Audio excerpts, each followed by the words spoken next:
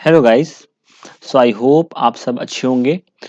आज के लेक्चर में हम पढ़ने जा रहे हैं calculation. Okay, calculation of equilibrium constant. जो हमारा इक्विलिब्रियम कांस्टेंट होता है इसकी कैलकुलेशन कैसे करेंगे। तो एक रिएक्शन मान लेते हैं, एक जनरल रिएक्शन है एच एक्स ब्रेक होने के बाद हमको देता है H positive and x negative ion. H positive and x negative ion. तो इनिशियली हम ये कंसीडर कर लेते हैं कि इनिशियली ये जो सब्सटेंस है, लेट्स से इसके सी अल्फा मोल्स थे। ठीक है, इसके कितने मोल्स थे यहाँ पर मान लेते हैं, सी अल्फा भी नहीं, नॉर्मल सी मान लेते हैं। ठीक है, लेट अस कंसीडर इसका जो कंसंट्रेशन है, मोल्स है, वो सी है। इसमें से क्या होता है, जब इनिशियल रिएक्शन है तो ये अपने आयंस में डिसोसिएट नहीं हुआ है, और जब ये अपने आयंस में डिसोसिएट नहीं हुआ है तो उस समय पर एच पॉजिटिव भी जीरो, एक्स नेगेटिव भी जीरो। आफ्टर सम टाइम, कुछ टाइम के बाद, आफ्टर सम टाइम इसमें से क्या होता है कि C alpha moles H positive ion के फॉर्म में हो जाते हैं and C alpha moles X negative के। तो जितना कटायन या अनायन का फॉर्मेशन हो रहा है, डिग्री ऑफ फॉर्मेशन है, उतना यहाँ पर क्या हो जाएगा, कम हो जाएगा। तो सी माइनस सी अल्फा हो जाएगा, सी माइनस सी अल्फा। तो यहाँ पर अब अगर हमको इक्विलिब्रियम कांस्टेंट निकालना है कि ये एक इक्विलिब्रियम रिएक्शन है, जब ये ब्रेक हुआ तो एच पॉजिटिव और एक्स नेगेटिव आयन बना, तो लिख सकता हूं मैं देयरफॉर, अगर यहाँ पर हम law of mass action apply करें, है ना, अगर कोई रिएक्शन इक्विलिब्रियम में है तो उस रिएक्शन पर हम equilibrium law of mass action apply कर सकते हैं। तो उसके अकॉर्डिंग मैं इसका इक्विलिब्रियम कांस्टेंट लिख सकता हूँ that equilibrium constant is equal to, equilibrium constant जो है, अगर वो इक्विलिब्रियम कांस्टेंट आपको किसी भी इक्विलिब्रियम रिएक्शन का, जो ऐसी रिएक्शन है जो दोनों साइड हो सकती है, उसका आपको इक्विलिब्रियम कांस्टेंट लिखना है, तो क्या होता है, जो कटायन फॉर्मेशन हुआ फॉरवर्ड रिएक्शन में, यानी कि प्रोडक्ट का कंसंट्रेशन बाय रिएक्शन का कंसंट्रेशन होता है, मतलब एच एक्स। मीन्स क्या हुआ इसका, एच एक्स। ठीक हो गया।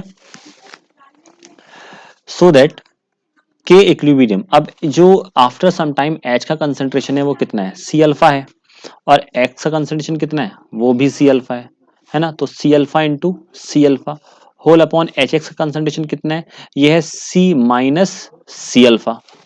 ठीक हो गया। तो यहाँ पर आपको एक चीज समझ में आ रहा होगा कि यहाँ से मैं लिख सकता हूँ K equilibrium is equal to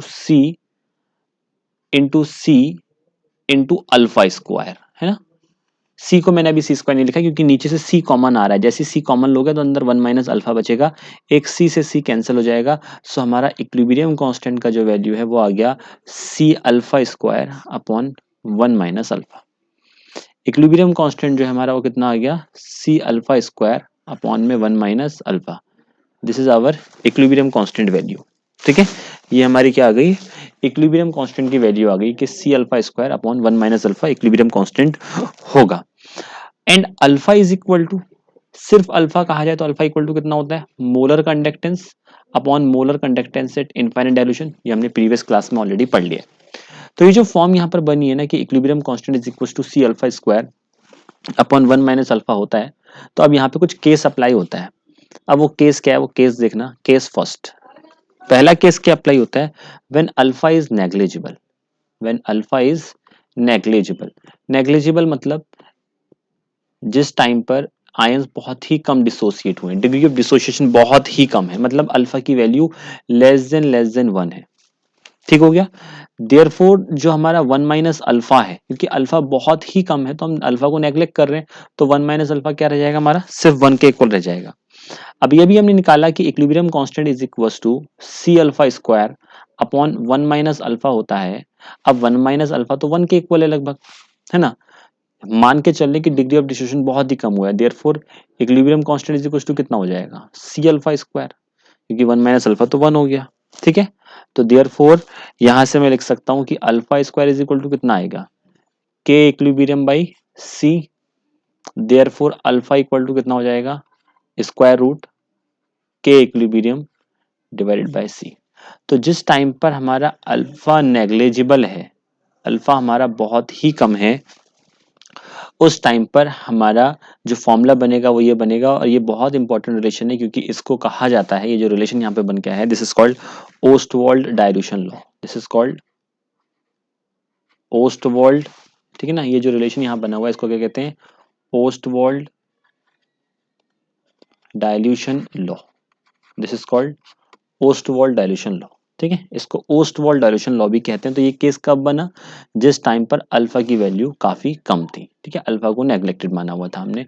अब सेकंड केस कंसीडर करते हैं, वहां पे हम ये मानेंगे कि जो अल्फा है हमारा, ठीक है ना, जो अल्फा है वो नेग्लेक्ट नहीं हो रहा है। तो केस सेकंड हम कंसीडर कर रहे हैं when alpha is not neglected, when alpha is not neglected. जब अल्फा को हम नेग्लेक्ट नहीं कर रहे हैं, when alpha is not neglected, तो उस टाइम पर जो हमारा इक्विलिब्रियम कांस्टेंट है, फॉर्मूला क्या है, वो है सी अल्फा स्क्वायर अपॉन में 1 - अल्फा। तो यहां से मैं लिख सकता हूं therefore 1 - alpha is equal to, मैं 1 - अल्फा को वहां ले जाता हूं, सो आई कैन से सी अल्फा स्क्वायर अपॉन में के इक्विलिब्रियम होगा। तो 1 - अल्फा इज इक्वल टू कितना आ गया, C alpha square upon 1 - alpha. अब हम क्या करते हैं, दोनों साइड ना अल्फा से डिवाइड कर देते हैं, dividing both side, dividing both side by alpha. दोनों ही साइड में अल्फा से डिवाइड करता हूं, तो दोनों ही साइड जब मैं अल्फा से डिवाइड करूंगा तो ये देखो कितना हो जाएगा, 1 - alpha whole divided by alpha is equal to C alpha square upon alpha into K equilibrium. ठीक हो गया, बहुत अच्छे से समझ में आ गया हमें।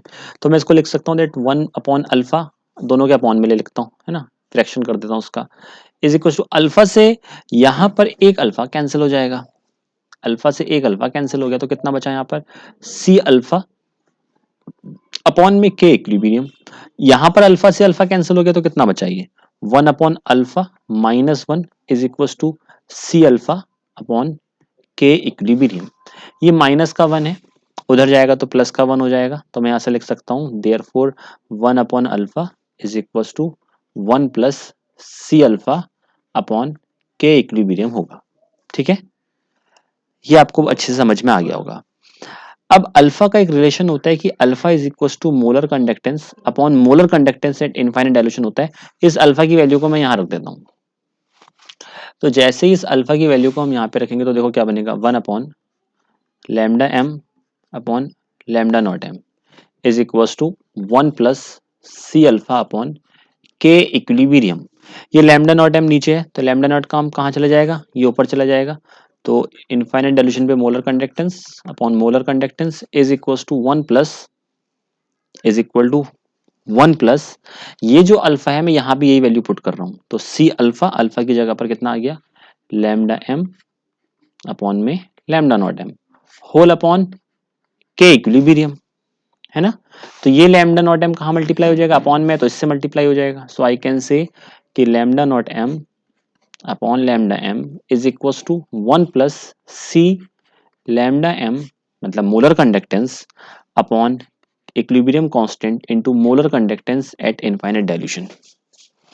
बन गया कि नहीं बन गया, ये रिलेशन बनेगा ऐसा, यस बिल्कुल बनेगा।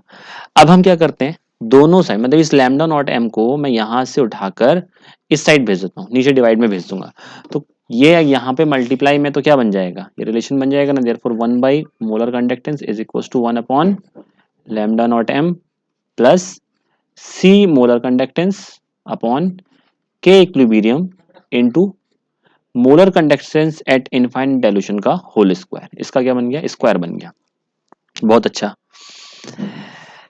तो यहां से अगर हम रिलेशन देखें, ठीक है ना, आप अगर ध्यान से देखोगे, ये वाला जो टर्म आपको दिखाई दे रहा है lambda M, 1 upon lambda M, ये वाला जो पूरा टर्म है ना, ये जो पूरा टर्म बना हुआ है 1/λm, ठीक है ना, ये पूरा टर्म, और यहां पर ये जो टर्म है आपका सी लैम्डा एम, सी लैम्डा एम, अगर हम इन दोनों के बीच में ग्राफ प्लॉट करें, ठीक है, नाउ दिस इक्वेशन, ये जो इक्वेशन आपके सामने आ रही है, now this equation is in the form of, now this equation is in the form of, किस फॉर्म में ये इक्वेशन, अगर हम इसको ध्यान से देखें तो ये जो इक्वेशन बनी हुई है एक स्ट्रेट लाइन की इक्वेशन होती है, y equal to M X plus C, ठीक है ना, जहां पर c क्या होता है हमारा, c हमको दिखाता है इंटरसेप्ट, c क्या दिखाता है, इंटरसेप्ट दिखाता है, और m क्या दिखाता है हमको, m हमको स्लोप रिप्रेजेंट करता है। तो यहाँ पे अगर हम 1/m therefore graph between 1/λm and C lambda M, इसके बीच में अगर हम ग्राफ प्लॉट करें तो वो ग्राफ हमको कुछ इस तरीके का ग्राफ मिलता है। अगर इन दोनों के बीच में हम ग्राफ प्लॉट करें कि यहाँ पर हमारा 1/λ m प्रेजेंट है, यहाँ पे हमारा सी लैम्डा एम प्रेजेंट है, यहाँ पे क्या प्रेजेंट है हमारा सी लैम्डा एम प्रेजेंट है। तो इन दोनों के बीच में अगर हम ग्राफ प्लॉट करेंगे, क्योंकि इसका इंटरसेप्ट भी है ना, क्योंकि इस इक्वेशन का क्या बन रहा है, इंटरसेप्ट भी बन रहा है। तो लेट से ये इसका इंटरसेप्ट हो गया, ये देखो y equal to M X plus C, तो ये हमारा m हो गया, ठीक है ना, प्लस सी, तो 1/λ नॉट m क्या हो गया हमारा, ये इंटरसेप्ट है, ठीक है ना। 1/λ नॉट m हम क्या दिखा सकते हैं कि यहां से यहां तक ये हमारा क्या है, 1/λ naught m, this is our intercept, ठीक है।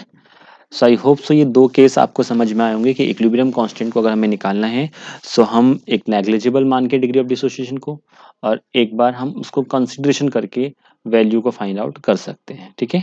सो आई होप सो आज का लेक्चर आपको पसंद आया होगा। कोई डाउट है तो आप कमेंट करके बता सकते हैं। Till then take care.